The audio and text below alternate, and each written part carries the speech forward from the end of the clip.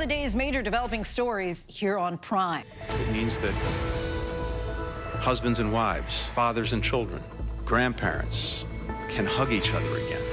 A high-stakes prisoner exchange now complete. 5 Americans freed as part of a deal between the U.S. and Iran. Does it signal tensions have thawed between the two countries? And what's the status of those 5 freed Americans? We have it all for you. Plus, I'm a first-generation American. I've lived the full arc of the American dream, and I am an entrepreneur who believes in building things to solve problems in the world. his name recognition has exploded since that first Republican debate, as have some of his more controversial stances. Tonight, we learn who is Vivek Ramaswamy, and he joins us live to answer some of the most pressing questions on the campaign trail. And a brutal death of a woman sparked a revolution.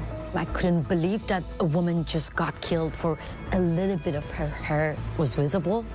it's been 1 year since Mahsa Amini's death sparked a global movement. We examined what reality looks like for the women still on the ground in Iran 1 year later. Good evening, everyone. I'm Lindsay Davis. Thanks so much for streaming with us. We're following those stories and much more, including developments in the arrest of the suspect at the center of an L.A. County Sheriff deputy's death. Plus, we go inside the catastrophic flood zone in Libya and the new world order for daytime talk TV as a backlash has a domino effect. Which shows are now being impacted? Our correspondents are fanned out across the country covering those stories and much more for us tonight. But we do begin with those 5 Americans who are now on their way back home after being released from Iran. It was all smiles in Doha, where they landed en route back to the U.S. earlier today after leaving Tehran. All 5 of the Iranian Americans had been charged with espionage, which the U.S. has denied, insisting the individuals had all been detained unlawfully. The controversial deal for the 5 Americans was 2 years in the making, with the U.S. arranging to have $6 billion in Iranian funds transferred from South Korea, where it was frozen by U.S. sanctions. While the deal has drawn criticism, today President Biden defended it, saying 5 innocent Americans are finally coming home and that the U.S. will monitor how the funds are spent by Iran. ABC News Chief White House correspondent Mary Bruce leads us off. Smiles and hugs on the tarmac today, the first moments of freedom as the 5 Americans held prisoner in Iran arrived in Qatar, finally free after years of negotiations. It means that husbands and wives, fathers and children, grandparents can hug each other again, can see each other again, can be with each other again. So it's a day that I'm grateful for. 3 of the Americans, oil executive Siamak Namazi, held for 8 years. Conservationist Murad Tabaz and businessman Ahmad Sarji were accused of espionage, which they vehemently deny. The 4th and 5th Americans wish to remain anonymous. Earlier this year, in an interview with CNN from behind bars, Namazi appealing directly to President Biden. I keep getting told that I'm going to be rescued, and deals fall apart or I get left abandoned. Honestly, the other hostages and I desperately need President Biden to finally hear us out, to finally hear our cry for help and bring us home. Today, after 2,898 days in captivity, he thanked the president, saying in a statement he looks forward to getting reacquainted with liberty, saying, "I want to lay back on the grass with the warm sun on my face and gaze up at the open blue skies." In exchange for their freedom, the Biden administration granting clemency to 5 Iranians held in the U.S. and agreeing to unfreeze $6 billion in Iranian oil revenues that had been held up by U.S. sanctions. The Biden administration adamant that this is not American money and that Iran has agreed to only use the funds for humanitarian purposes. This involved the access by Iran to its own money that had accumulated in Korean Bank as the result of oil sales that Iran made, which were lawful at the time those sales were made. But top Republicans say any deal with Iran is dangerous. Unfortunately, the deal that secured their release may very well be the latest example of President Biden rewarding and incentivizing Tehran's bad behavior. President Biden today defending the negotiation, saying it ended years of agony, uncertainty, and suffering, adding reuniting wrongfully detained Americans with their loved ones has been a priority for my administration since day one. that priority fulfilled, at least in this scenario. Mary Bruce joins us now. And Mary, the White House is saying that the use of this $6 billion is something they'll be able to monitor. How will they be able to do it? And does this deal potentially signal something broader between the two countries? Yeah, well, the U.S. is adamant that this in no way changes the U.S. relationship with Iran in any way. And officials insist that there are plenty of guardrails in place to make sure that that $6 billion is, in fact, only used for humanitarian purposes. In fact, the U.S. Treasury will have eyes on this money and how it is being spent, we're told. And of course, Lindsay, all of this is coming as President Biden and the Iranian president are here in New York to attend the annual meeting of the United Nations General Assembly. And that's what brings you here in studio with us. Always a pleasure to have you, Mary. Thank you. Thank you. A dramatic arrest is made in the ambush-style killing of an L.A. County Sheriff's deputy. Tips led authorities to a home where they took the suspect into custody. ABC's Will Carr is in Los Angeles with the latest. Tonight, a suspect is in custody in the ambush killing of 30-year-old L.A. Sheriff's Deputy Ryan Klinkenbrummer. Early this morning, 29-year-old Kevin Catano Salazar surrendering with his hands in the air. Our SWAT team were out there for several hours trying to de-escalate the situation. The suspect's family tells us the SWAT team shot chemical agents into the second story of the house. You can see the holes there in the broken glass. Investigators say they recovered numerous firearms and a vehicle of interest from the scene. The suspect's mother inside during the standoff. I want all the people to know that my son, he's sick. He has schizophrenia, and the police know. And I asked for help so many times, and they didn't do nothing. The arrest coming after authorities zeroed in on a dark gray Toyota Corolla seen in this surveillance video obtained by our station KABC. Watch the car pulling up next to the deputy's cruiser. According to authorities, the deputy was fatally shot as he sat in his patrol car outside the Palmdale Sheriff's Station. On Saturday night, a procession escorting Klinkenbrummer's body, his colleagues saluting the third-generation deputy. He was murdered, ambushed by a coward. Do you believe that this was a random attack? Why he did this, I have no idea. Was he targeted? I'm assuming he was. But our intent is to find out. Today, Sheriff Robert Luna reading a statement from his family. Ryan was recently engaged to the love of his life. As our firstborn son, Ryan will be greatly missed by his family, friends, and the Sheriff's Department as a whole. Engaged just a few days ago. Will Carr joins us now from Los Angeles. Will, what are police looking for at this point in the investigation? Lindsay, tonight the big question is why did this happen? The sheriff says the motive is still under investigation and that the DA is aggressively pursuing the case. Lindsay. Will Carr for us in Palmdale. Thanks so much, Will. Late today, the military announced the discovery of a debris field for an F-35 fighter jet that had vanished after a Marine pilot ejected mid-flight. The aircraft was located in South Carolina about 2 hours from the base, prompting questions about how it could take so long to find such a sophisticated piece of machinery. Here's ABC's Martha Raddatz. Tonight, the mystery solved. After more than 24 hours of searching, the military has found the debris from the missing F-35, one of the most sophisticated fighter jets in the world, one with a price tag of more than $100 million. It vanished Sunday afternoon in South Carolina. The pilot of the F-35 ejecting near Joint Base Charleston after reports of an undisclosed mishap in the cockpit. He was transported to a medical center and is now listed in stable condition. But there was no sign of the fighter jet, prompting the base to plead on social media. If you have any information that may help our recovery teams locate the F-35, please call the Base Defense Operations Center. Charleston Congresswoman Nancy Mace tweeting, "How in the hell do you lose an F-35? We knew the F-35 was stealth, but this is ridiculous." The jet is equipped with a transponder, a beacon that should indicate where the jet crashed, and military radar is supposed to be able to track a jet's location. But this one took a while. If there was, say, an electrical failure on board where the transponder, the beams out to the radar, was no longer functioning, then it becomes a stealth aircraft, essentially invisible to radar. At that point, it would have disappeared off air traffic control radar screens. The Marine Corps is going to have a lot of questions to answer in the coming days about why it took so long to find the aircraft. But now that they have found it, a lot of those questions will likely be answered. Lindsay? Martha, thank you. Now to an ABC News exclusive and new developments tonight in the classified documents case involving former President Trump. Sources say a longtime assistant has told federal investigators that Trump would write out his to-do list for her on documents marked as classified. ABC News chief Washington correspondent Jonathan Karl has those details.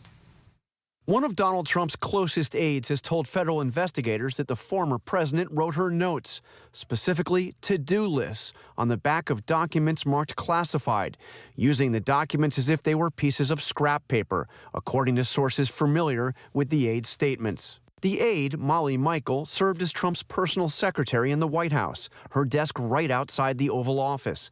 She stayed with Trump when he left office, working closely with him as his personal secretary in both Mar-a-Lago and Bedminster, New Jersey until last fall.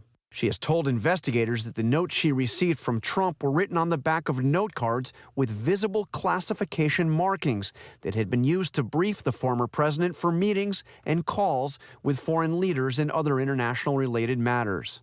Molly Michael, according to the sources, went to Mar-a-Lago the day after the FBI searched the property in August 2022, and she discovered some of those notes that Trump had written to her on the back of classified documents were still there, underneath a divider in one of her desk drawers. She then made arrangements to turn them over to the Justice Department.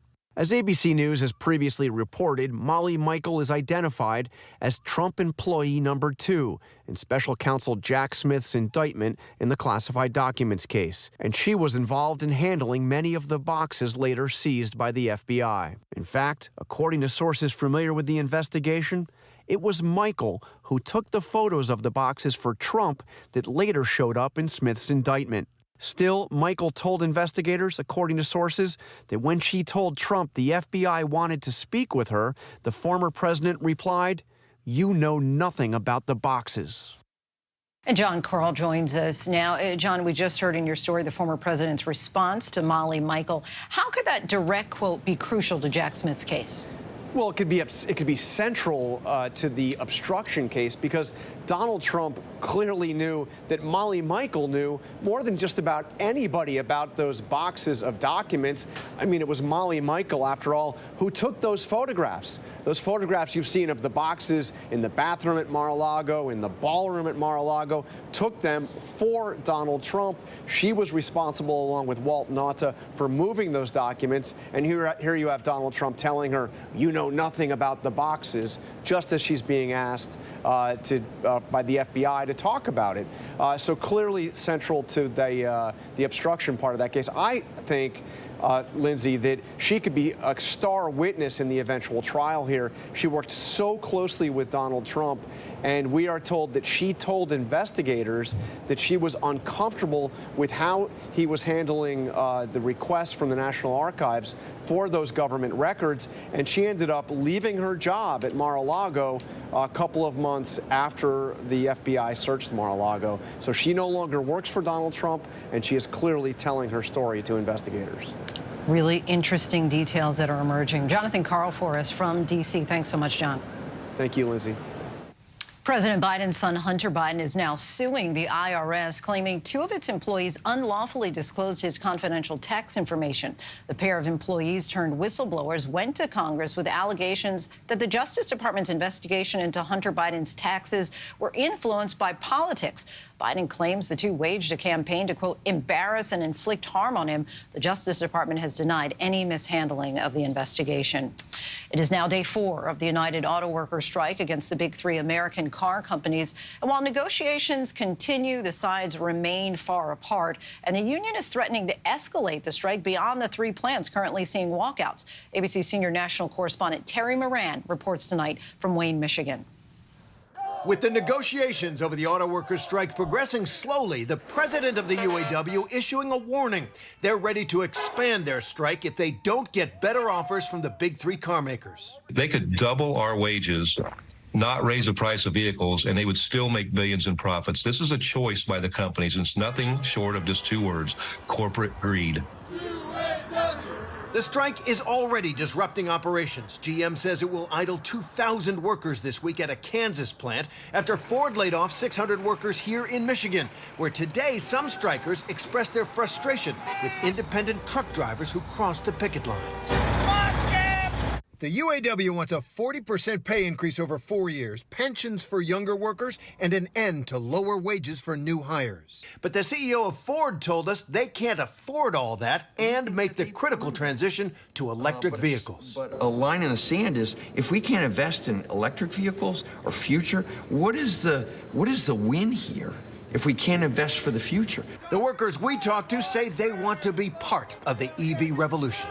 So you think you and these people can build electric vehicles for Ford? We can do anything. We can adapt to anything. You throw it at us, we'll do it. We've seen a lot of support outside that Ford plant in Wayne, where we find Terry Moran. Terry, if this strike goes on, what kind of ripple effect could we see on the overall economy? Well, Lindsay, the auto industry is a big industry, but it's not as dominant as it used to be in the economy. So economists aren't that worried about slowing economic growth as a whole. But for consumers, it's a different matter. They're already forecasting if this strike goes for more than a couple of weeks, those price declines on new cars we've seen in the past few months, they would end. And if it goes on for a month or more, new car prices would rise. Lindsay? And we just learned that former President Trump is skipping the second GOP debate and instead will visit Detroit. What do we know about that trip? Well, Trump is coming here, we are told, to speak to about 500 current and former members of the United Auto Workers Union, trying to show solidarity with the people here. Bernie Sanders is going to come as well, so is Senator John Fetterman of Pennsylvania. There are a lot of politicians who are beating a path to bask in the glow of the solidarity that you see behind me here on the picket lines. That said, what we hear from striking workers and from union officials, they don't want this to be political. They want support. They'll welcome it from anywhere, but they don't want it to be partisan. This is something that they're doing for themselves. They believe for workers across party lines. But of course, plenty of UAW members voted for Donald Trump, no question about it, and he will speak to about 500 of them instead of going to that debate. Lindsay? Terry Moran for us in Wayne. Thanks so much, Terry. And we still have much more to get to here on Prime tonight. Video shows the terrifying moments when a man is attacked inside his garage, what the suspects were there to steal. But next, Mahsa Amini died in police custody in Iran last fall, igniting a fight over the treatment of women in that country. 1 year later, we look at where the fight stands and the alleged consequences for women on the front lines. Khamenei, all the clerics and mullah were telling us that we force you to wear hijab because it's good for your dignity.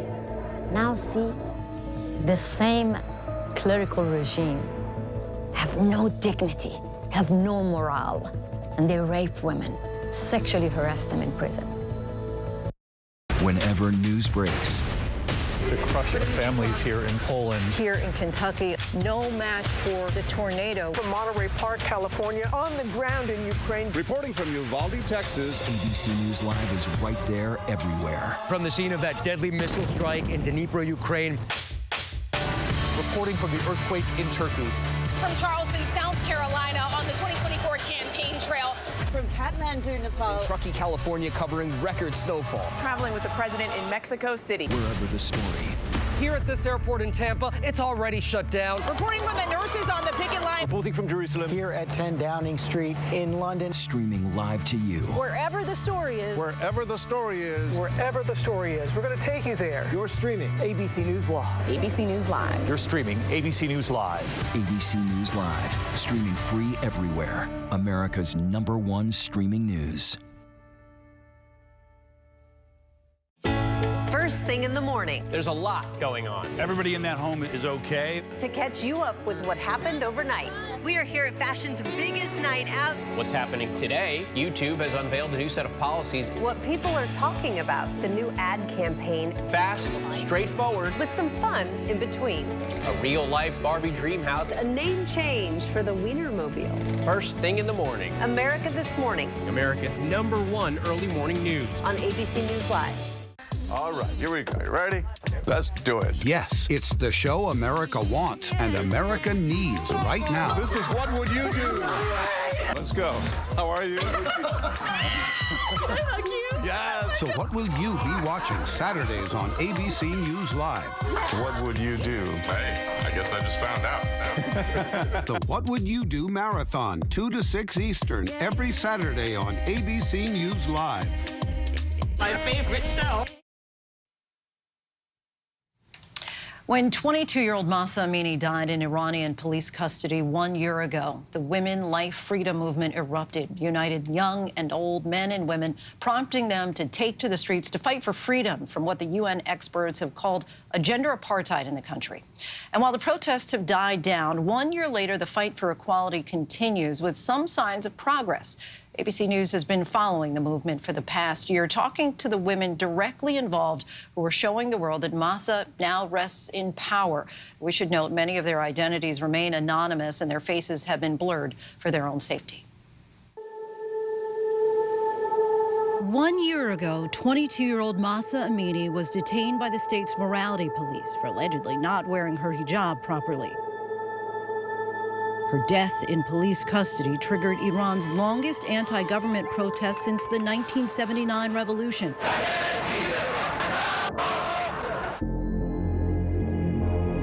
A brutal death of a woman sparked a revolution.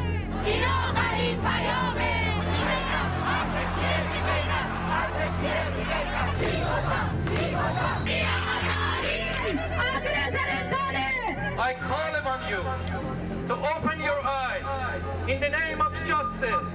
Women, life, freedom. I couldn't believe that a woman just got killed for a little bit of her hair was visible. When the news of Mahsa's death came, I thought I was not myself anymore. I feel another woman was born that day. This is the story of our life.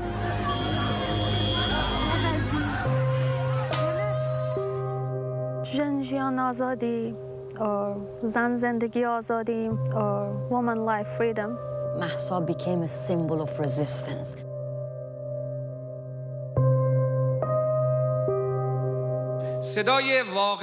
Conservative President Ibrahim Raisi warned at the start of the protests chaos would not be accepted.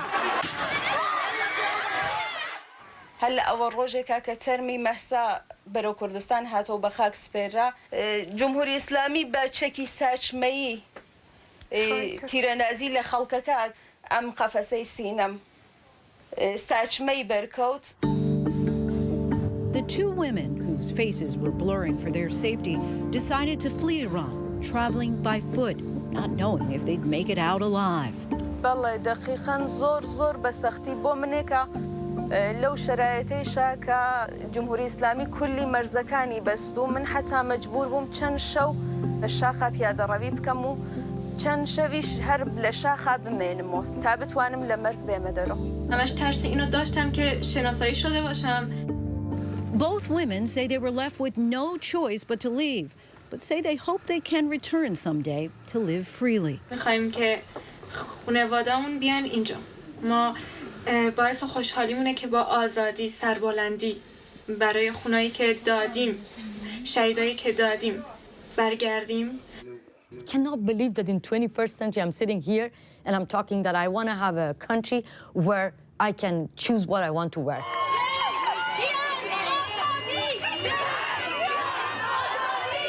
Mahsa Amini, who's been exiled since 2009 due to her reporting on corrupt officials, has been involved with several campaigns against compulsory head covers in the Islamic Republic. One feminist, this young Kurdish girl, her mother got killed.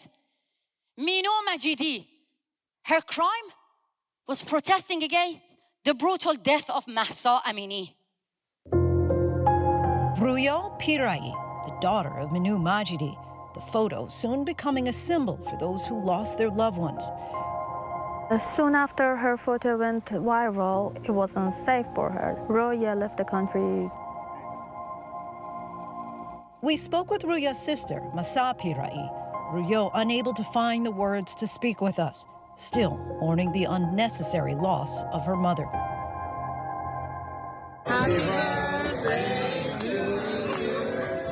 My older daughter, my mother goes to pick her up from the school. She just shouted, "Hi, Grandma. You're the coolest grandma. You're so young. You're beautiful." The morning after my mother has been killed, I just said, "What happened? Tell me what happened." And they said, your mother has been shot and she's in hospital. I just asked them, "Is she alive?" And they said, "No, she's dead."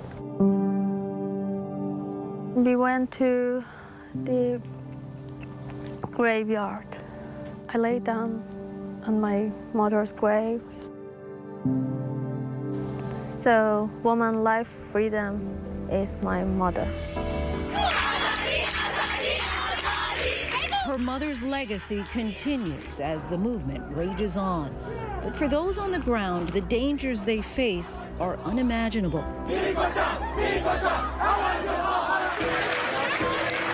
Several women on the ground captured video diaries for ABC News, showing what life is like under the rule of a ruthless regime.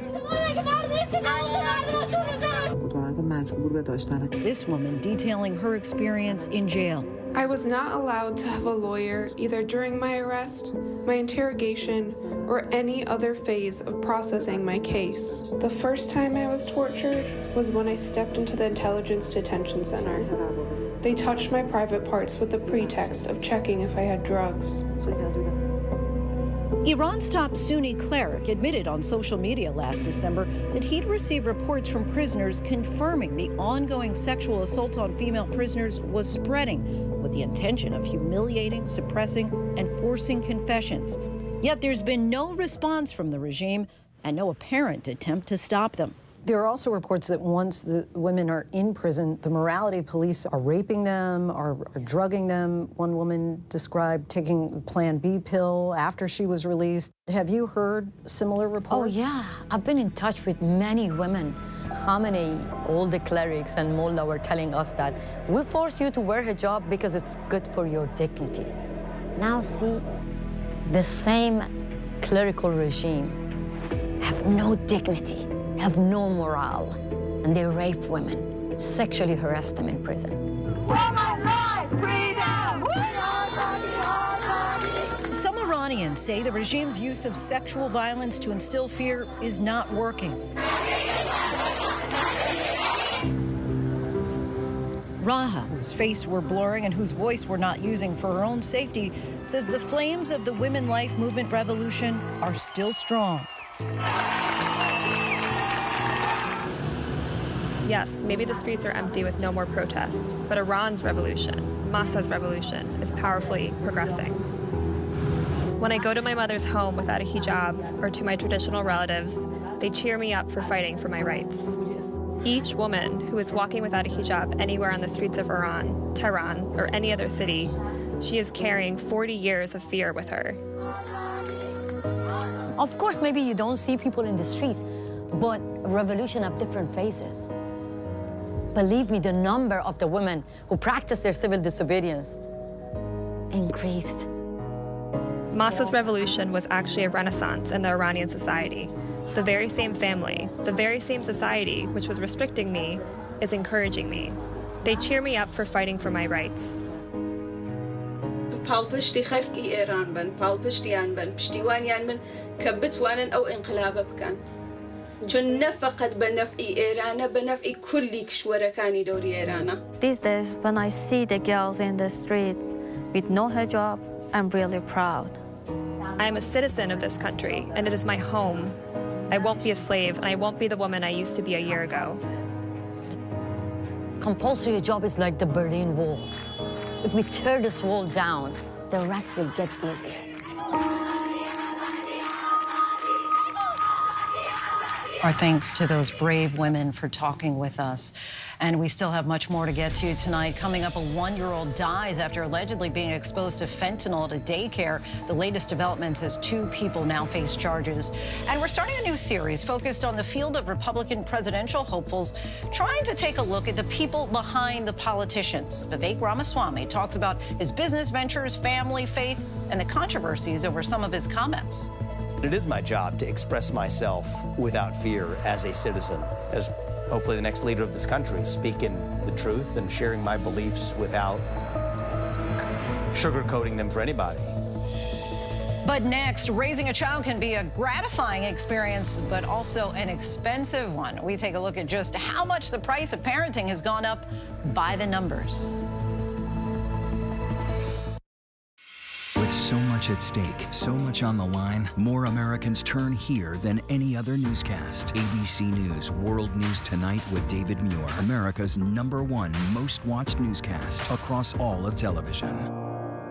This is ABC News Live. The crush of families here in Poland. At refugee centers In Putin's Russia. On the ground in Ukraine. Close to the front line. From the capital, destructive Cat 4 storm. You're along I-5. Boston is in the bullseye. Let's go. ABC News Live, America's #1 streaming news. Anytime, anywhere. Streaming 24/7, straight to you for free. Thank you for making ABC News Live America's #1 streaming news.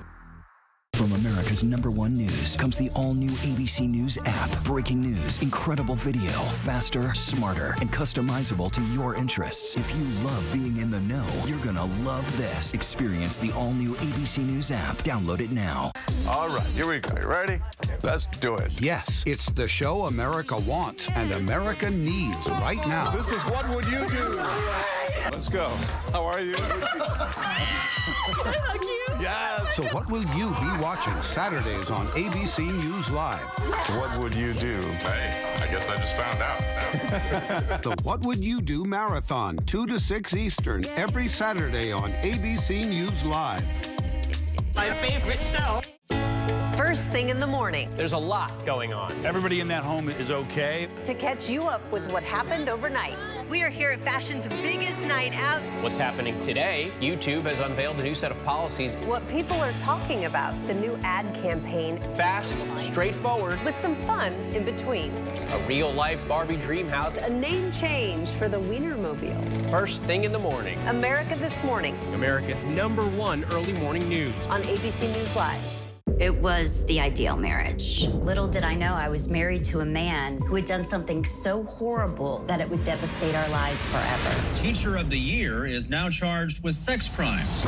Only on Hulu. He was living a double life. The shocking story behind a #1 true crime podcast. Prostitutes, escorts. He even cheated on me the week of our wedding. Betrayal, the perfect husband. He had a lot of fantasies. Now streaming only on Hulu. When I got sent to Idaho to cover the murders of 4 college students, it was a story that didn't make any sense. 4 students stabbed to death in their beds while 2 roommates were home. You gotta think to yourself, okay, who's the target and how many people would a man go through to get to his target? I'm Kana Whitworth with ABC News. This is the story of savage murders, a determined small-town police force, and a scholar of crime. This is The King Road Killings. The full series is out now. Listen to every episode wherever you get your podcasts. It's lunchtime in America, so what are we serving up? Well, how about everything you need to know? You know, that sounds pretty good. Give it to me. Your health, your money, breaking news, pop culture, with the biggest stars, music, trends, and of course, good food. GMA 3, what you need to know. A third hour of GMA in the afternoon. So join us, afternoons. For everything you need to know. I love that. Reporting from the earthquake in Turkey, I'm David Muir. Wherever the story, we'll take you there. You're streaming ABC News Live. Welcome back, everyone. No one ever said raising a child was free, but perhaps you didn't know it would cost this much. We take a look by the numbers. The annual cost to raise a child in the U.S. jumped 19.3% between 2016 and 2021, according to a survey by LendingTree. That's a nationwide average of $21,681 in annual expenses per child, or put it another way, it's nearly 1/5 of the typical family's annual income. The survey calculated in 7 7 factors: rent, food, childcare, apparel, transportation, healthcare premiums, and tax exemptions. Childcare remains the biggest driver at $11,752 annually. That's up 7% during the 5-year stretch.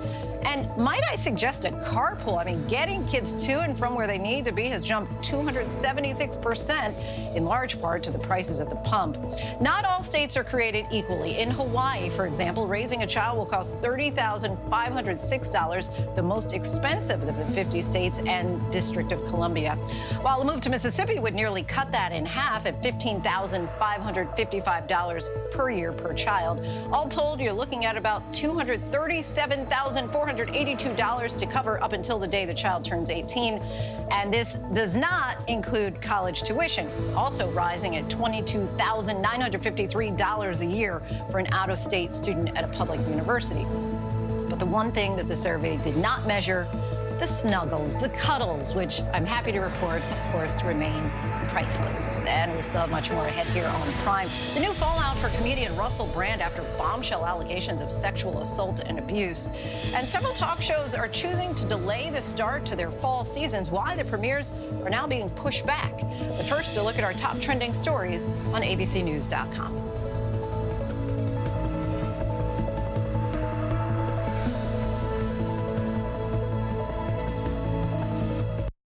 What does it take to be America's #1 news?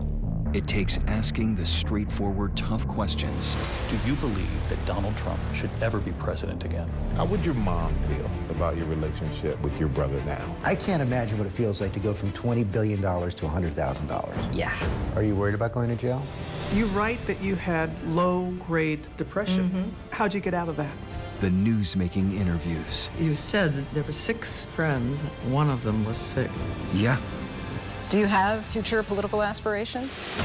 Going to the front line. The search for survivors. How does this war end? And getting to the heart of the story. Thank you for being here. We'll be here for the long run. ABC News, #1 in the morning, the #1 newscast, #1 in daytime talk, Friday nights, Sunday mornings versus the competition, and the #1 streaming news. Thank you for making ABC News America's trusted, straightforward first choice. First thing in the morning. There's a lot going on. Everybody in that home is okay. To catch you up with what happened overnight. We are here at fashion's biggest night out. What's happening today? YouTube has unveiled a new set of policies. What people are talking about, the new ad campaign. Fast, straightforward. With some fun in between. A real-life Barbie dream house. A name change for the Wienermobile. First thing in the morning. America This Morning. America's #1 early morning news. On ABC News Live.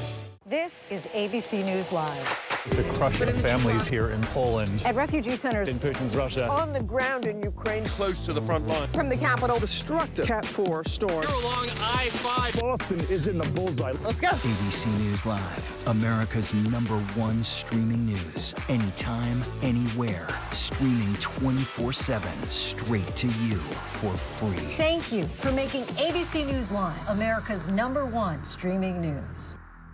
When I got sent to Idaho to cover the murders of 4 college students, it was a story that didn't make any sense. 4 students stabbed to death in their beds while 2 roommates were home. You gotta think to yourself, okay, who's the target and how many people would a man go through to get to his target? I'm Kana Whitworth with ABC News. This is the story of savage murders, a determined small-town police force, and a scholar of crime. This is the King Road Killings. The full series is out now. Listen to every episode wherever you get your podcasts. Get ready, America. Every Friday. The hottest trends, styles, and must-have. What's the right stuff to buy right now? I really love that. It's time to buy the right stuff. Yes. And save big time, too. The right stuff. Fridays on GMA. You're going to love it. Wherever news breaks, it's so important to always remember that lives are changed. Getting you behind the stories as they happen. ABC News Live Prime. We'll take you there. Streaming free on ABC News Live. All right, here we go. You ready? Let's do it. Yes, it's the show America wants and America needs right now. This is What Would You Do? Let's go. How are you? How cute. Yes. So what will you be watching Saturdays on ABC News Live? What would you do? Hey, I guess I just found out. The What Would You Do Marathon, 2 to 6 Eastern, every Saturday on ABC News Live. My favorite show. Welcome back, everyone. Tonight, we are officially kicking off our series, Who Is?, which gives viewers a chance to hear from hopefuls as we sit down with them one-on-one. Tonight, we talk to entrepreneur turned politician Vivek Ramaswamy, who believes he has the right prescription for what ails this country. We're standing by to talk with the candidate about some of the most pressing issues on the campaign trail. But first, our conversation with him at his home in Ohio, where we get a sense of the person behind the politician in our series, Who Is?, a special initially brought to us by ABC News legends Peter Jennings and Charlie Gibson. Were you conscious as a child and as a young man that you came from a life of privilege? So did you think to yourself, Barack, what kind of hubris is this? Being president. And they said, be a man. Yeah, they said, be a man. They said, we're not accepting girls. You're a Mormon kid. No drinking, no smoking. Growing up as a child, what did you think you wanted to be? In just a few words, who is Vivek Ramaswamy? I'm a first-generation American. I've lived the full arc of the American dream, and I am an entrepreneur who believes in building things to solve problems in the world. An entrepreneur who's now trying his hand at politics. Vivek Ramaswamy, next president of the United States. Already making a name for himself on the big stage. The climate change agenda is a hoax. We should not create holidays with a cultural gun to our head. We'll shut down the U.S. Department of Education. I'm sure the boogeyman white supremacist exists somewhere in America. I've just never met him. Never seen one. Never met one in my life, right? Maybe I'll meet a unicorn sooner. And maybe those exist too. I think it's fair to say that you've become a controversial political figure. And I was reading that you'd said that you'd taken some personal losses, family members, friends. What I hope are short-term losses. Okay. Yeah, I think that that's accurate. But now that it is my job to express myself without fear as a citizen, as hopefully the next leader of this country, speaking the truth and sharing my beliefs without sugarcoating them for anybody. My parents came to this country 40 years ago with no money. Your parents were immigrants from India, dad an engineer, mom a geriatric psychiatrist. Yes. What was that upbringing like? It was the best upbringing I could have possibly had. 2 parents in the house, intensive focus on education.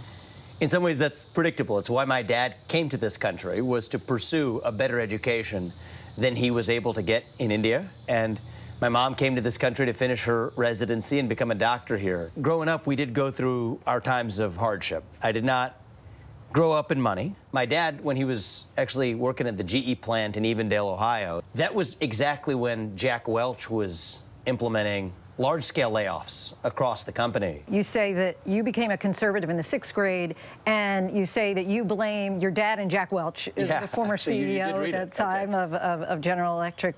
You blame them for you becoming a conservative. How so? Well, I think my definition of being a conservative, my crude definition, was this idea that hardship is not a choice. Hardship is something that happens to you, but victimhood is a choice. And that hardship is not the same thing as victimhood. So Jack Welch, through many chains down the GE corporate hierarchy, dealt hardship to my family and to my dad. But my dad's choice was not to be victimized by it, not just to complain and give up. It was to work hard, get ahead through his own dedication, maybe even be strengthened by that hardship. Well, he says education was always his parents' priority. He also excelled outside the classroom. Vivek sang opera as a child, and in high school, he was a nationally ranked tennis player. In addition to tennis, you're also, I don't know if we could call you a concert pianist, but that'd be an overstatement.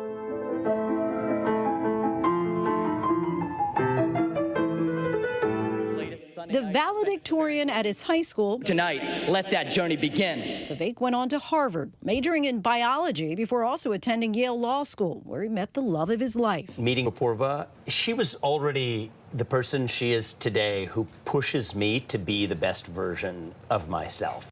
At 29, he founded his first company, Roivant, even delaying his honeymoon in order to ring the bell on the New York Stock Exchange. His goal was for it to help pharmaceutical companies develop drugs for diseases like Alzheimer's. a disease he first encountered as a child. I had a front row seat, for better or worse, to see it. Not just my grandmother's sister and other family members, but even my mother, who treated these patients on the front line. That was her career. It became an important part of our upbringing, too, to be able to play the piano in those nursing homes. His company quickly skyrocketed in value, landing this boy in the bubble on Forbes' coveted 30 under 30 list. Obviously, you had banked on a medicine that you thought would work for Alzheimer's disease that didn't end up working. And I read an article that you talked about from a year ago where you said that some of those wounds haven't been healed still. Yeah. Is that ongoing? Is that something that kind of gnaws at you, that you're thinking that you're not ready to drop that ball yet? Yeah, I mean, look, I felt like we were within striking distance of doing something for humanity that literally would have been world-changing, would have changed the course of human flourishing in human history. And like 99.7% of other drugs that have ever been tested for Alzheimer's disease, the one that I developed wasn't one of mine that succeeded either. And for me, in some ways, experientially, that was probably something that helped build me up, that helped build the company up. And so it's hard to regret something that contributes to what got you to where you are today. How you doing? If you were to become the president, you would be the first president in America's history who practices Hinduism. What role does faith play in your life? Faith plays an important role in my life. I believe in God. I believe that God put each of us here for a reason. I think that that's something that's not unique to the Hindu tradition. Far from it. I think it's actually deeply embedded in the Judeo-Christian tradition and founding of this country as well. But I derive my freedom from my knowledge that it's not being done by me. I think it is being done through me, through us. We're God's instruments. I'm curious what the road not taken is for you. Not something that you should have done, but something you could have done. It's a good question. I really am a passionate tennis player. I'm a tennis fanatic. If the path was open to me to have pursued that career, especially because it's only going to be for so long, you can come back to doing all these other things later, I would have done it. I was good, but my native talent was never going to be at a level that would have allowed me to be the best in the world at it. Your greatest strength?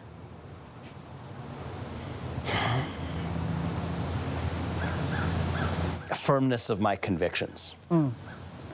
Biggest weakness? Firmness of my convictions, I would say. It's often the same. You're right. Yes, You're right. Exactly. And for more, Vivek Ramaswamy joins us now. It was a fun time. Thanks so much for your time joining us tonight. Enjoyed talking with you earlier this summer in Ohio. So the second debate is next week. And since you exploded onto the scene in that first debate, you've grown in name recognition, but your polling still has you hovering in the single digits nationally. Anything that you're aiming to do differently next week in order to try to help boost your support? Yeah, single digits or barely double digits would be fair. Latest Fox News poll at me at 11%, and we have a long way to go. You're right about that. I think I'm going to continue to do what got us here. Started at 0.0% in March, now polling at third, sometimes second in the national polling. And my goal is to speak the truth at every step, to speak our hard convictions in a way that hopefully unites all Americans. Not talking about Republicans and Democrats. That's a little bit different from me and the other candidates. I'd rather not talk a lot about Joe Biden or whoever it is that the Democrats are going to put up. I'd rather talk about what we actually stand for. We've got to run to something. Excellence, meritocracy, the pursuit of free speech and open debate, the rule of law in this country. That's what it means to be American. That's what we need to revive. I also think that's what people are hungry for in this country. But either way, that's my message. And if that's what people in this country want to see in their next president, then we will be ready to serve, and I expect we will be successful. Young voters across party lines list climate as a top issue. You've said the, quote, climate change agenda is a hoax. I'd like to re-ask a question that a young Republican asked at the last debate that remained unanswered. Alexander Diaz said, how will you, as both president of the United States and leader of the Republican Party, calm fears that the Republican Party does not care about climate change?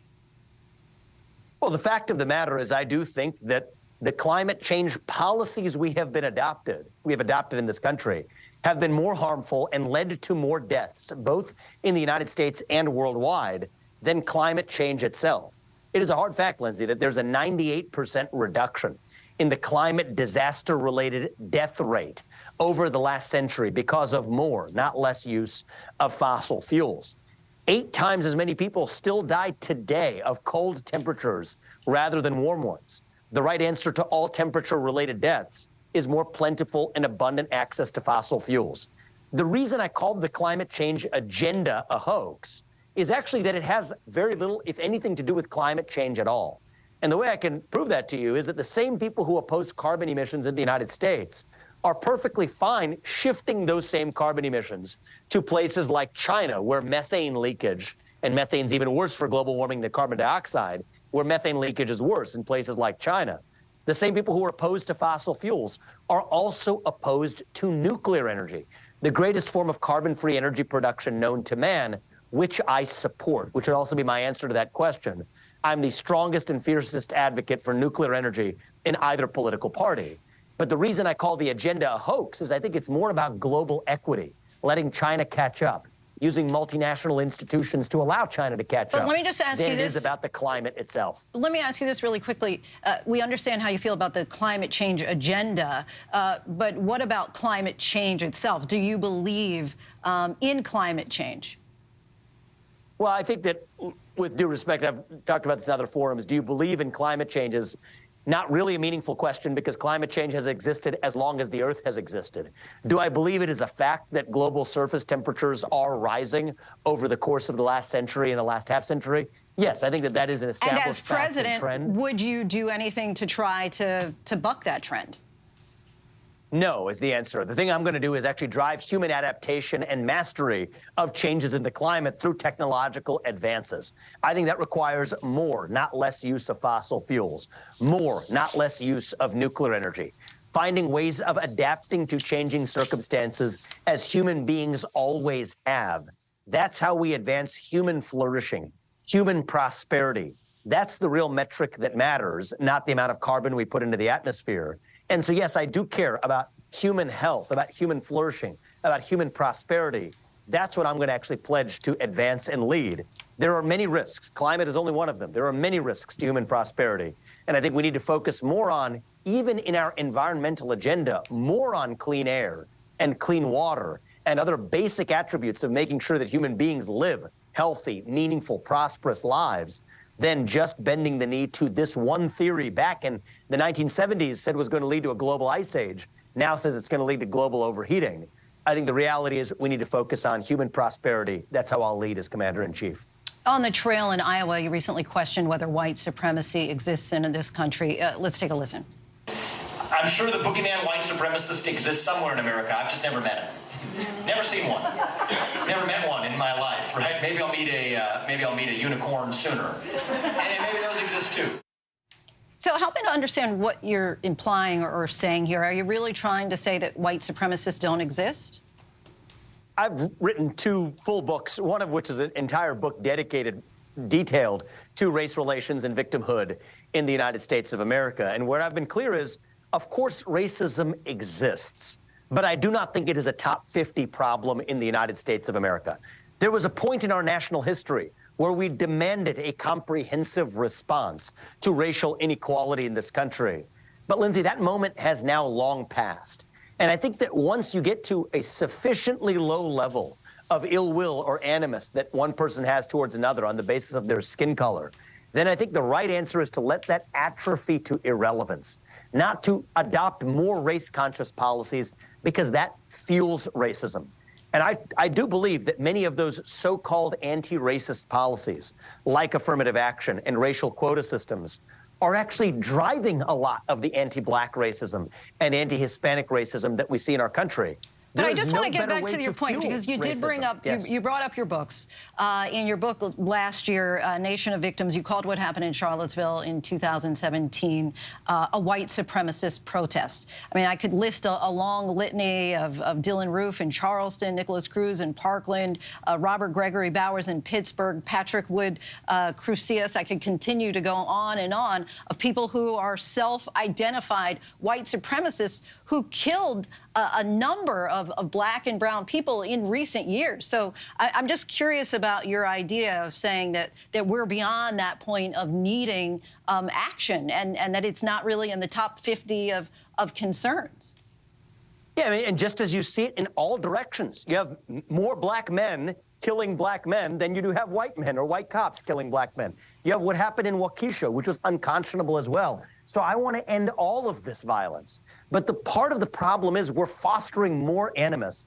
There's no better way to create racism and racial animus than to take something away of value from someone based on their skin color.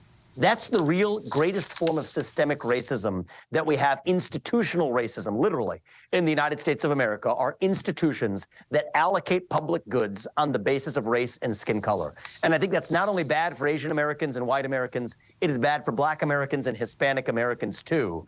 I think the right way to stop discrimination on the basis of race is to stop discriminating on the basis of race, to borrow from John Roberts. That has to be the path forward. I share the view of reviving colorblind meritocracy. Okay, let me just ask really quick. Let me That's just what ask I think we need in the United States. Really quickly, just a yes or no. So, do you think that white supremacy is a problem in the United States? Just yes or no.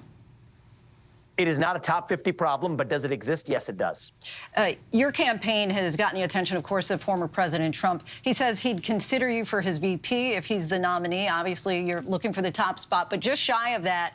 How would you respond if he made you that offer?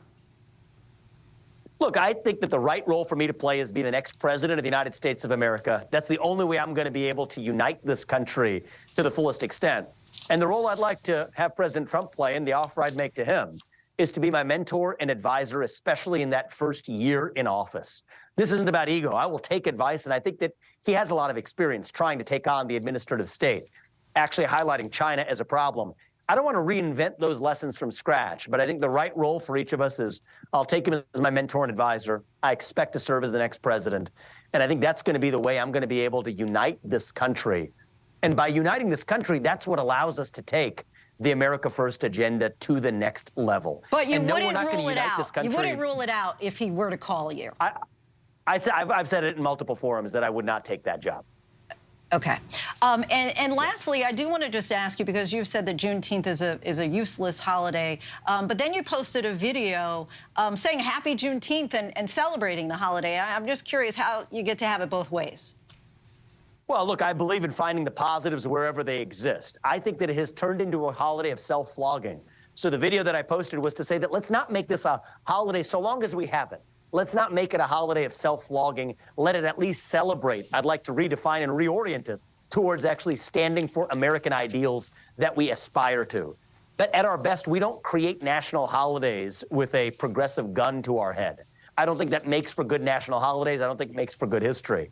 I think a better holiday that we need in this country is Election Day as a national holiday, so that people can actually vote on Election Day, make that a civic ritual in this country. That literally has a use.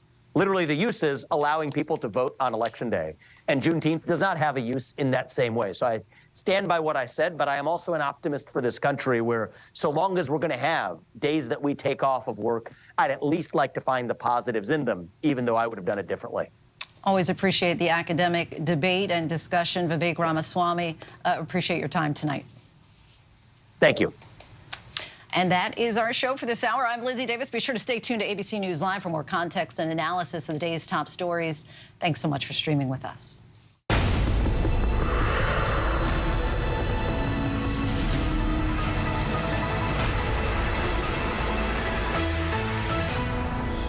Coming up in the next hour, dangerous and deadly surf with waves recorded as high as 30 feet, the phenomenon causing these conditions. And hundreds of people running in the streets just hoping to get a glimpse of a superstar who brought out these huge crowds.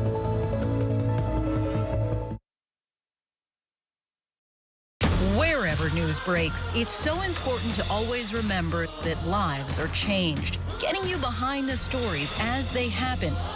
ABC News Live Prime. We'll take you there. Streaming free on ABC News Live. From America's #1 news comes the all-new ABC News app. Breaking news, incredible video, faster, smarter, and customizable to your interests. If you love being in the know, you're gonna love this. Experience the all-new ABC News app. Download it now. Imagine if you had an institution where it was almost impossible to be held accountable. No mother should have to bury their child. Amir Locke was killed in a botched, no-knock warrant situation. Now we stand here dealing with another murder of a young black man. How these cops operate in this country has been America's dirty secret. What happened with the police made me scared of them. We're in a country of fearing black people, rooted all the way back into slavery. The officer has the right to arrest, and if you fight back, then put a hole in your chest. The camera took the veil off of the brutality that people were facing. Enough is enough! I think about Amir every day. Because of the color of his skin, he didn't have a chance. That's the sound of the police!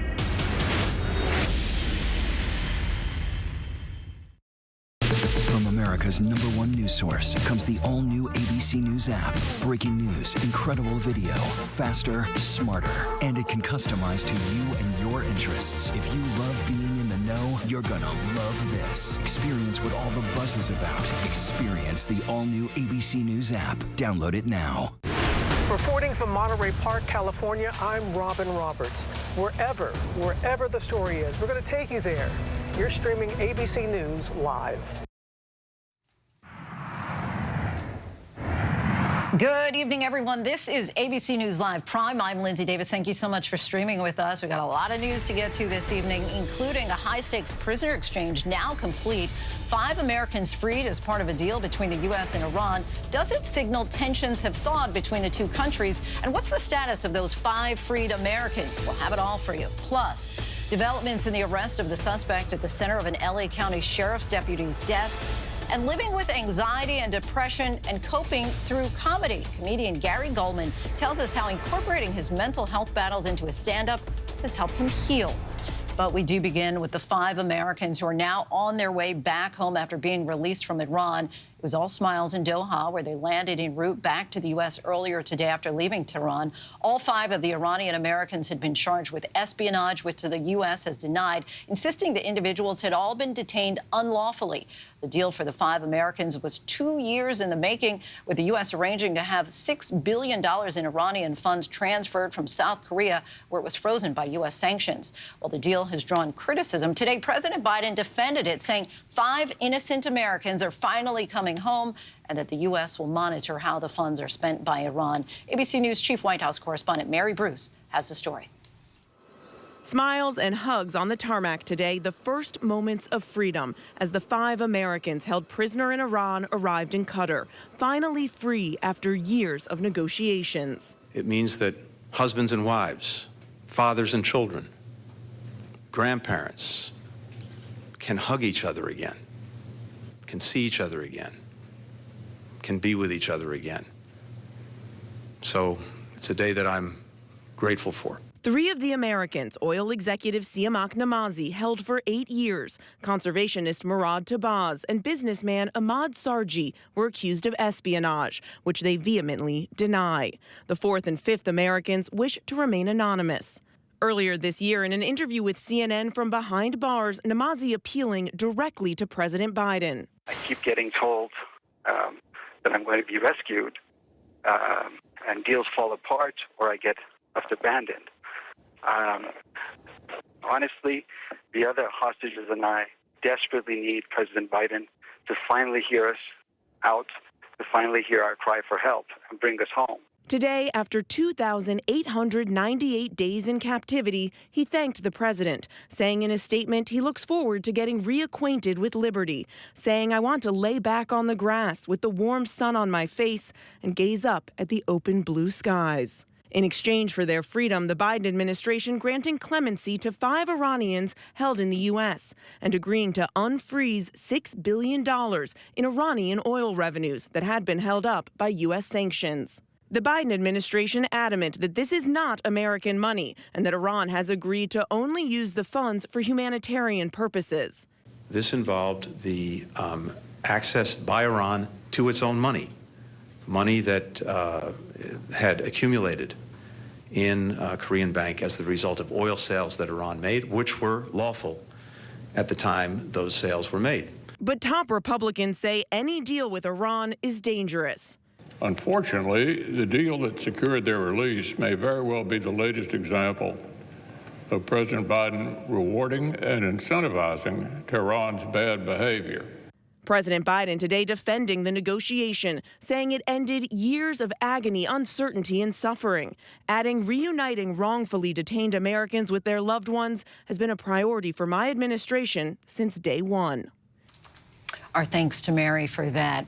Late today, the military announced the discovery of a debris field for an F-35 fighter jet that had vanished after Marine pilot ejected mid-flight. The aircraft was located in South Carolina, about 2 hours from the base, prompting questions about how it could take so long to find such a sophisticated piece of machinery. Here's ABC's Martha Raddatz.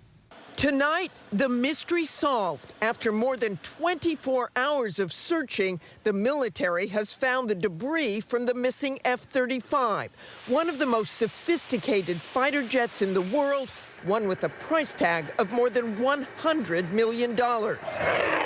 It vanished Sunday afternoon in South Carolina.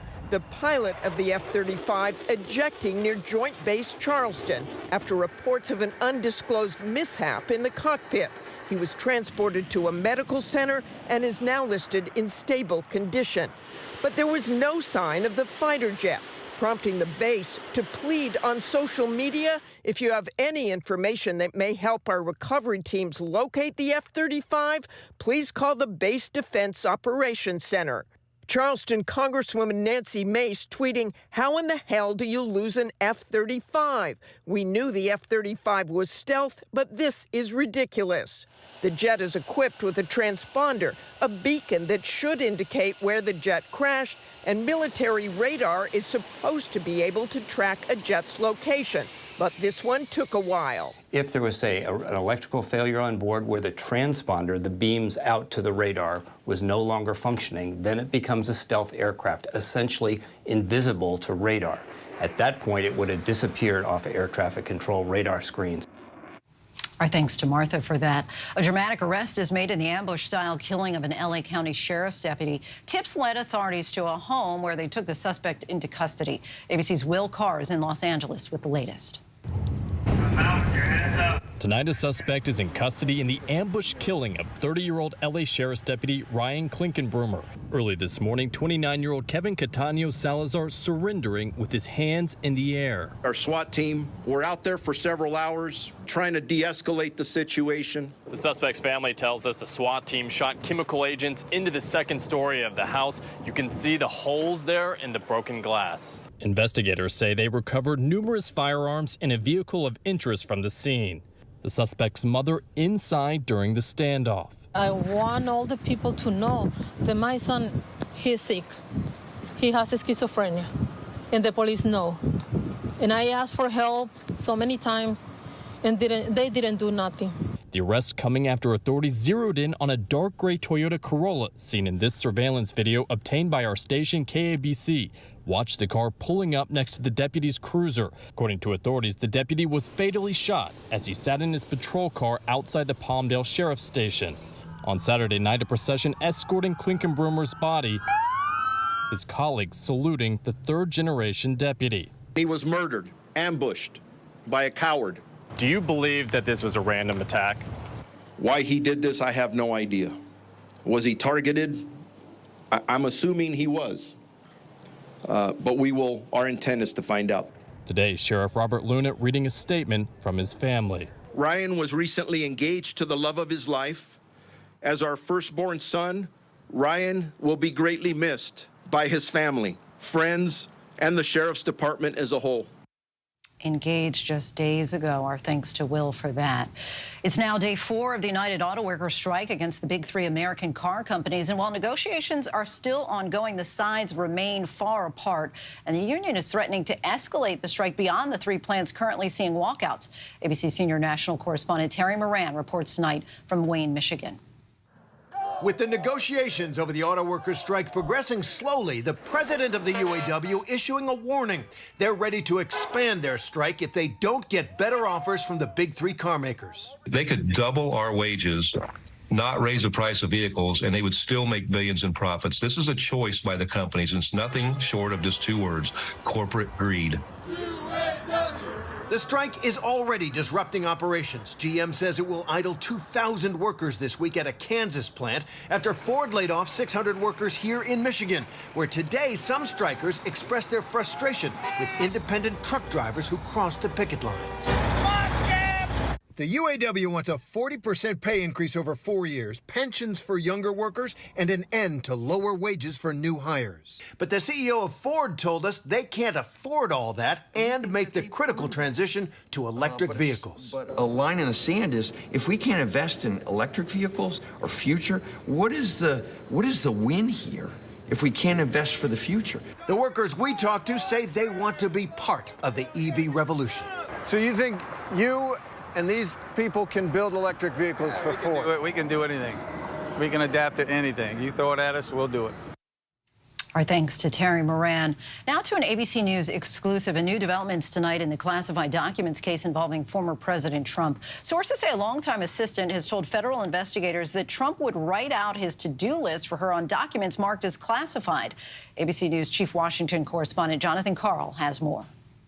One of Donald Trump's closest aides has told federal investigators that the former president wrote her notes, specifically to-do lists, on the back of documents marked classified, using the documents as if they were pieces of scrap paper, according to sources familiar with the aide's statements. The aide, Molly Michael, served as Trump's personal secretary in the White House, her desk right outside the Oval Office. She stayed with Trump when he left office, working closely with him as his personal secretary in both Mar-a-Lago and Bedminster, New Jersey until last fall. She has told investigators that the notes she received from Trump were written on the back of note cards with visible classification markings that had been used to brief the former president for meetings and calls with foreign leaders and other international related matters. Molly Michael, according to the sources, went to Mar-a-Lago the day after the FBI searched the property in August 2022. And she discovered some of those notes that Trump had written to her on the back of classified documents were still there, underneath a divider in one of her desk drawers. She then made arrangements to turn them over to the Justice Department. As ABC News has previously reported, Molly Michael is identified as Trump employee number 2 in Special Counsel Jack Smith's indictment in the classified documents case, and she was involved in handling many of the boxes later seized by the FBI. In fact, according to sources familiar with the investigation, it was Michael who took the photos of the boxes for Trump that later showed up in Smith's indictment. Still, Michael told investigators, according to sources, that when she told Trump the FBI wanted to speak with her, the former president replied, "You know nothing about the boxes." Our thanks to Jonathan Karl for that. New developments in the death of a 1-year-old allegedly exposed to fentanyl at a daycare. The latest fallout after sexual abuse accusations against comedian Russell Brand, and why several talk shows are now delaying their premieres. These stories and much more in tonight's rundown.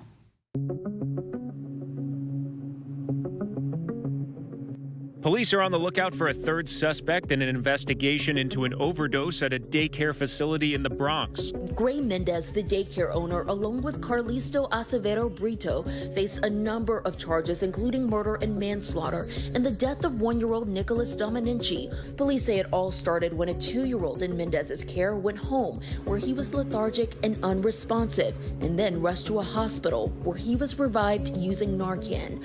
Well, 2 hours later, police rushed to the daycare after a 911 call about a group of unresponsive children. According to the NYPD, the licensed daycare just opened in January, and earlier this month passed a surprise third visit from city inspectors with no violations found. Police in Illinois are searching for 35-year-old former NFL player Sergio Brown. Relatives told authorities that both Brown and his mother were missing over the weekend. Officers then found his mother's body in a creek and ruled her cause of death as a homicide. The former NFL safety played for several teams during his 7-year career. Police have arrested a 78-year-old Florida man after a deadly shooting on his property. Police accuse Edward Druzalowski of shooting and killing 42-year-old Brian Ford while he was trimming trees. Police say the two were neighbors and that Ford was trimming tree limbs along the fence line when Druzalowski confronted him, threatening to shoot Ford if he didn't leave.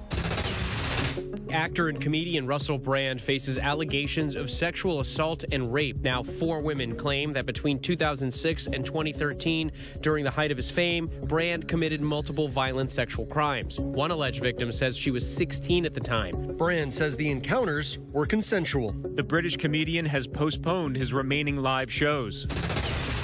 Police in Connecticut are searching for 2 suspects who drove off in a luxury car after carjacking a man in his own garage. Video shows the 2 masked suspects approaching the man idling in his garage. They then rip him from the driver's seat.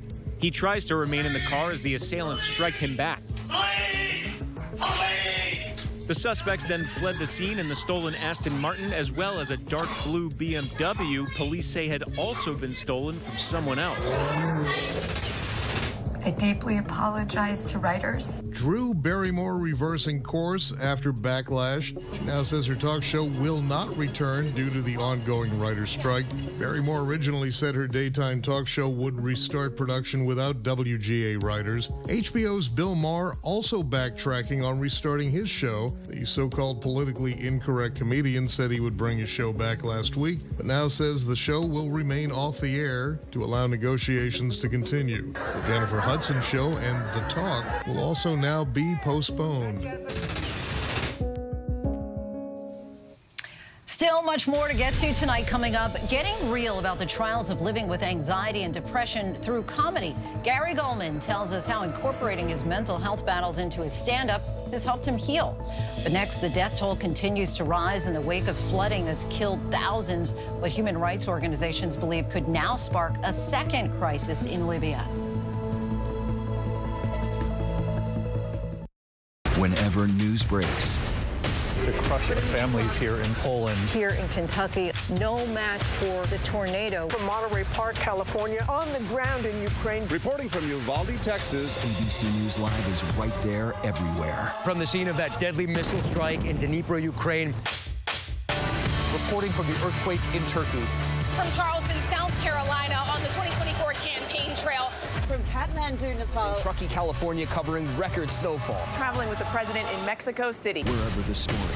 Here at this airport in Tampa, it's already shut down. Reporting from the nurses on the picket line. Reporting from Jerusalem. Here at 10 Downing Street in London. Streaming live to you. Wherever the story is. Wherever the story is. Wherever the story is. We're going to take you there. You're streaming ABC News Live. ABC News Live. You're streaming ABC News Live.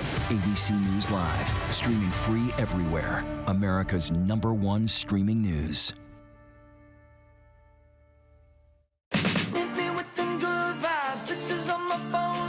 Everything is so fine, little bit of sunshine. Some more, just a little bit. Breathe more, just a little bit. Smile a little more, and I'm into it. I've been running through the strange life. Pictures on my phone, like everything is so fine, little bit of sunshine.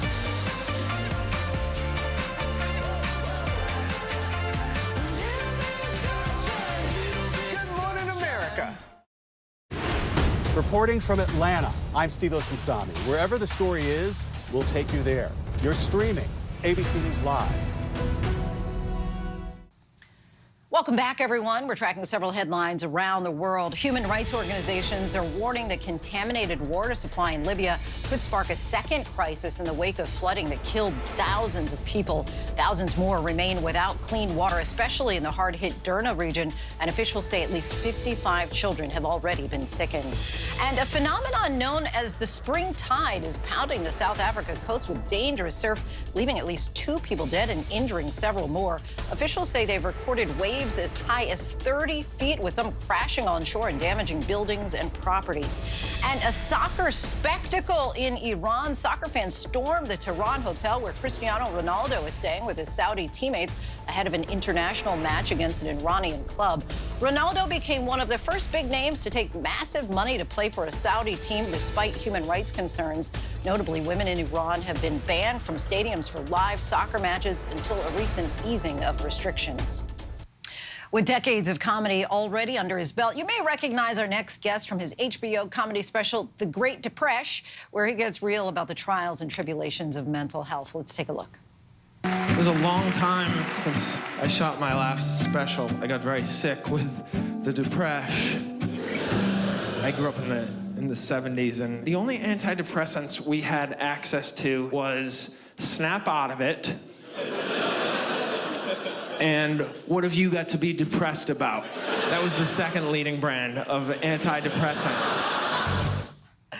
And now Gary Gulman is here to discuss his new book, Misfit, Growing Up Awkward in the 80s, where he continues to open up about depression and anxiety through a nostalgic nod to his upbringing. Gary Gulman joins us now. Welcome to the show. Lindsay, thanks for having me on. I'm excited. The studio looks fantastic. Oh, thank you. You picked up for me, and I appreciate it. We're excited to have you here. So let's start with your stand-up, because you really share a lot about your personal struggles, mental health, and otherwise. So why did you decide to write a book?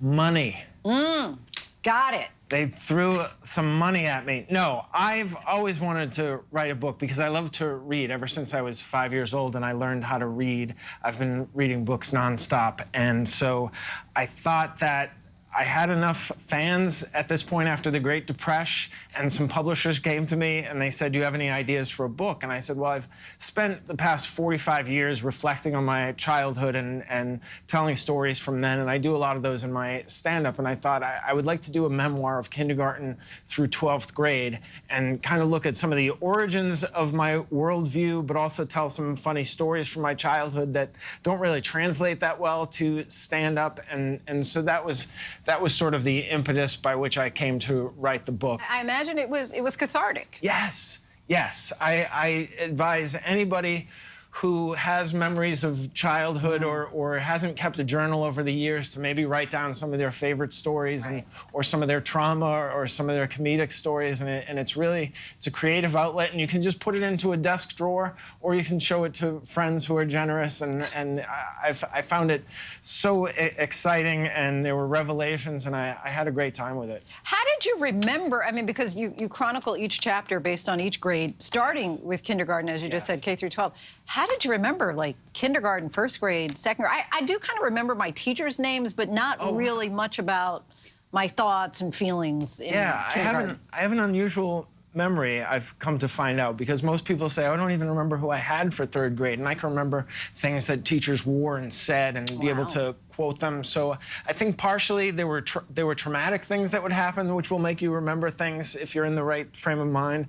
And then there was a lot of joy that I would remember, and I would say, as they were happening, I would say, oh, I will remember this for the rest of my life. Talk about how at an early age you enjoyed making people laugh. Can you remember some of those moments when you were like, I have a knack for this? Oh, yes. I just remember being in first grade, and I had seen The Pink Panther with Peter Sellers, where he speaks in this exaggerated French accent. And I remember going into class and doing an impression of the Pink Panther, the detective, Inspector Clouseau, and I would make the kids laugh in the class. And it was euphoric. And anytime I could make a wisecrack during class and the kids would laugh, and I didn't consciously say I'm going to devote the rest of my life to getting this feeling, but I think subconsciously I thought, oh, this is really the only way to go through life, which is so up and down. This was sort of again a therapeutic thing, and I remember getting this charge of probably dopamine or serotonin whenever I made people and strangers and classmates laugh. Do you still feel that? Yes. Yes, every time I get on stage. I also was a basketball player, and I'm very tall, so I could dunk a basketball. And the best comparison I can make to dunking a basketball is making a room full of strangers laugh. It is so euphoric, and it's a high I've been chasing since I was a little kid. What would you like people to get out of this book, and who would you say is your target reader? I think my target reader is anyone who has been a child, so everyone. Okay. Because one thing that I learned, and I should have learned this long ago, and I'm sure I will tell young people this for the rest of my life. There are so many things as you look back along the way that initially were overwhelming, and you thought, how am I ever going to learn how to tie my shoes? How am I ever going to learn how to read? How am I ever going to get over my first breakup? How am I ever going to get through all these essays I have to write to get into college? And without exception, we've done these things. And yet, every time there's something new that seems challenging, we think, oh, this is going to be the thing that proves that I'm a fraud, that I'm not going to overcome them. So I think that's one thing people will get out of the book, but also a great deal of laughter and nostalgia, because I have this great specific memory for things that happened that were funny, and also the time period I grew up in, which was the 70s and the 80s, which is a very unusual time period. Like, I'm in that Gen X. We're the last people who carry cash and know what a busy signal sounds like. So we're a different group of I'm right people. there with you. Yeah. Gary Goldman, what a pleasure to have you here. Thank you. So nice to talk with you. Want to let our viewers know Misfit, Growing Up Awkward in the 80s, hits bookshelves tomorrow. And still to come, dozens of students at an elementary school have the same thing in common. They're twins. The shocking number of twins starting kindergarten this year. When I got sent to Idaho to cover the murders of 4 college students, it was a story that didn't make any sense. 4 students stabbed to death in their beds while 2 roommates were home. You gotta think to yourself, okay, who's the target and how many people would a man go through to get to his target? I'm Kana Whitworth with ABC News. This is the story of savage murders, a determined small-town police force, and a scholar of crime. This is the King Road Killings. The full series is out now. Listen to every episode wherever you get your podcasts. With so much at stake, so much on the line, more Americans turn here than any other newscast. ABC News World News Tonight with David Muir, America's #1 most watched newscast across all of television. From America's #1 news comes the all-new ABC News app. Breaking news, incredible video, faster, smarter, and customizable to your interests. If you love being in the know, you're gonna love this. Experience the all-new ABC News app. Download it now. And finally tonight, kindergarten teachers in one Pennsylvania school district are seeing double. Elementary schools in Plymouth Township have 17 sets of twins entering kindergarten this year. We're going inside the Colonial School District with our partner station WPVI for tonight's Local Lowdown. Now draw orange right here. Okay. I always have someone to play with at home. Now I have somebody to play with at school. Because we're twins. If we would fight, then we wouldn't be in the same class. Days of the week. I've been a kindergarten teacher 20 years. Usually there's maybe a couple sets of twins, if that. Are you ready to help me count everybody? And I was shocked to find out that there is not 1, not 2, not 3, but 17 sets of kindergarten twins across the Colonial School District this year. There's our magic number, all right. Oh, it makes me so excited because I have 2 of them in my room and they are the sweetest. My sister. Purple team, you have 3 more minutes. We've been calling it Twindergarten for fun. How's your coloring going? Good. Good? This is the most amount of twins in the same grade in the school's recent history that we know of. Every color, like the rainbow. This is my first year teaching full-time anywhere. It's my first year being a teacher. What do you think? Yep, we're both learning together, getting acclimated to the district and to the school together. The candle, do you think you should be blowing out the candle? No. Is that safe? No. Oh. And if it sounds chaotic, sometimes it can be, but I feel like we all have a really good handle on it and we'll have a great school year. How do you 2 know each other? Because we're twins. No, not that again. She wakes me up every morning. Yogurt and a juice box. Because she wants to play with me.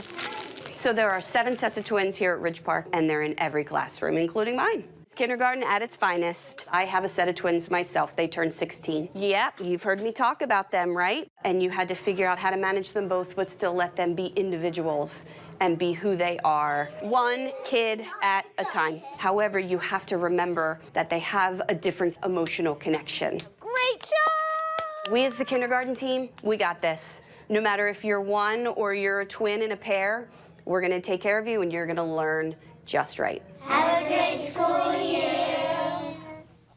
Something in the water there in that Colonial School District. Our thanks to all the teachers and twins.